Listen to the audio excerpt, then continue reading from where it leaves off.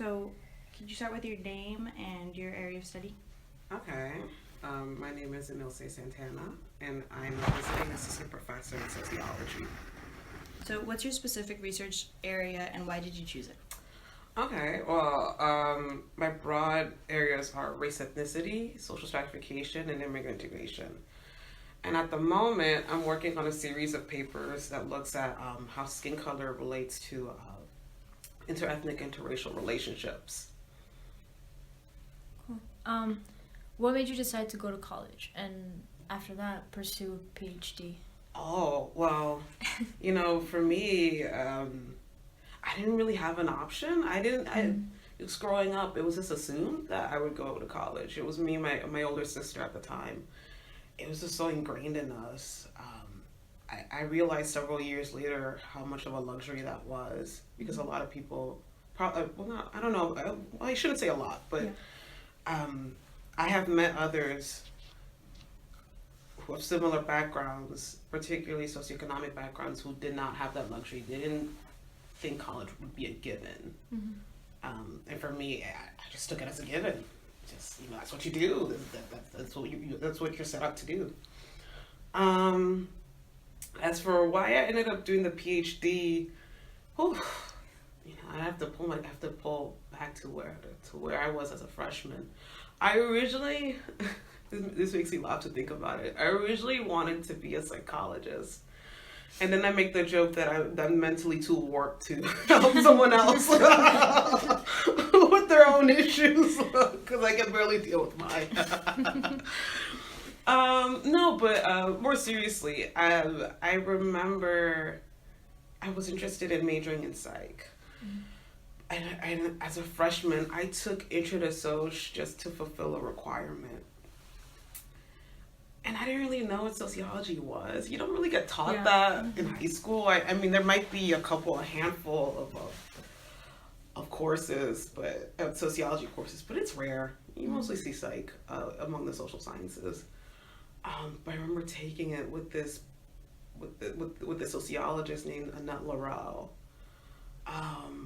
She's really well known for sociology of the family and intersections of race and class. And I loved the class. It was an insane amount of reading. Now that I look back at it, like two chapters per time every time we were supposed to meet, easily.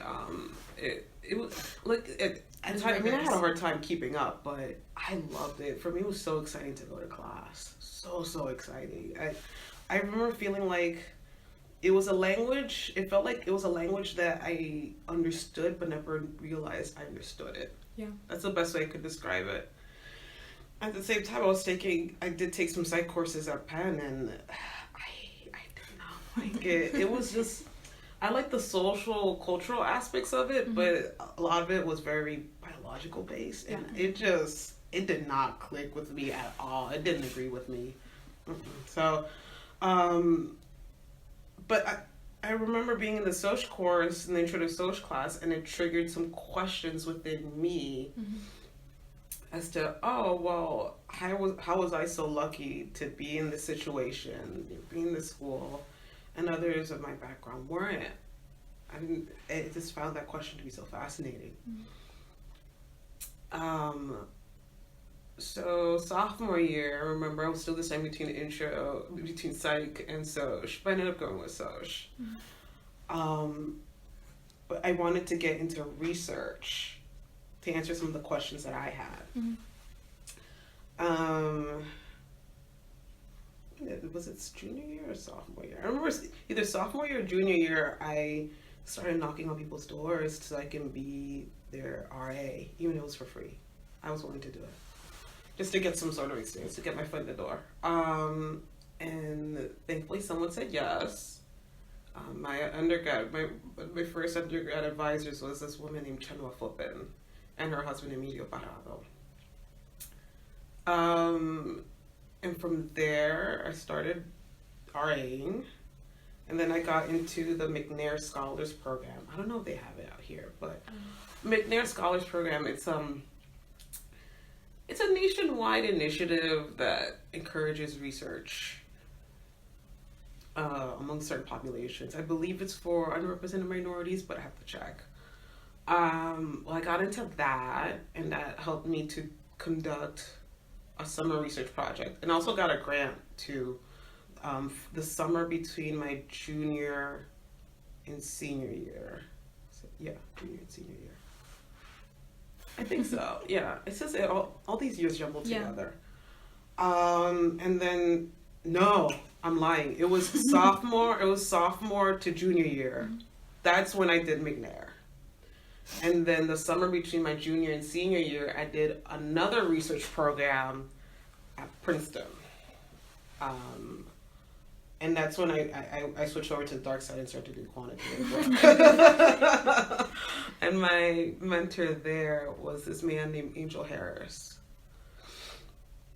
And I remember that the summer between the junior and senior year, I had like a crisis of faith. Like, do I really want to do academia? Mm-hmm. Doing grad schools, especially straight out of undergrad, is never an easy. Grad school period is not an easy endeavor, but it should not be taken lightly, especially straight out of undergrad. If anything, I don't think I made the wrong choice for me, but I don't recommend it for most people. Mm-hmm. I don't. It's a lot. But I eventually chose to pursue grad school. So I remember just having to do a ton of applications my senior year. On top of that, writing a thesis. I applied to 9 places and I got to 7. Ultimately, I chose between Princeton and Stanford, and I went with Princeton. What made you choose Princeton? Oh, it was several factors. In terms of intellectual fit, Princeton was a better choice. It was. The funding is better. It is very hard to beat Princeton in terms of funding. Very, very hard. Very hard. A lot of schools try, but it's hard. And also, from a personal standpoint, I was like, am I really gonna give up all that I know to live on a grad student stipend out in California? Especially Stanford. Palo Alto is known for being very expensive. Mm-hmm. So is Princeton, the town. But, I remember being a grad student, hopping on the bus the day of or hopping on a train and being home in 3 hours and have to think about it. And after I got a car, even cheaper. So yeah, no, it was a mixture of intellectual and personal reasons, and I don't regret my choice. Princeton was not a fun. It's not a fun town to be in, especially if you're an underrepresented minority and if you're in your 20s. But no, you make do. So, what made you come here? What made you choose Texas A&M?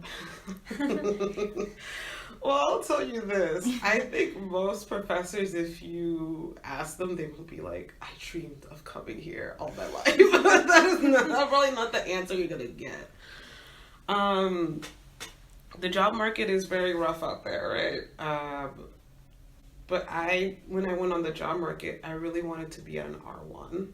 This is a very research-centric place. Mm-hmm. That's what being an R1 means. I remember when I applied for the position, the position I'm in is very new. And I was on the market for postdocs. I really wasn't even paying attention to faculty jobs. And I saw the application, the ad for this position on Facebook. And I was like, Texas A&M. Okay. And I looked at the sociology website and I was like, oh, it seems like a good intellectual fit. It was marketed as a postdoc with the possibility that I could get on the tenure track, but it seemed very tenuous. So I didn't know what that meant. I was like, okay, whatever. Fine. At least I get 2 years to do research and not just focus on me and on my CV. And I submitted my application and I didn't think much of it.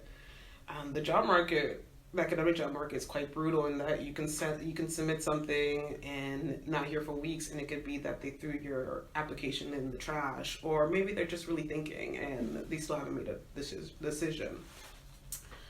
I remember the deadline was in November of 2018. I submitted my stuff in October because I was on a rampage. I just wanted to get stuff out. And then in early February was when I heard back, hey, you made it to the next round.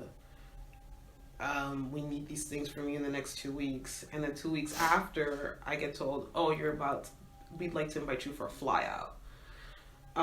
What I mean by flyout is I had to come here and get an on-campus interview and give a job talk, which is very rare for a postdoc. That's something you'd see for a faculty job. Mm-hmm. And then when I came here, that's when I started to realize, like, oh, this is more than a postdoc, isn't it? So since I've been here, the emphasis has very much been on, okay, at the moment you're not on the tenure track, but you most likely will be on the tenure track. We want to give that to you. That's an offer that's on the table if you choose to take it.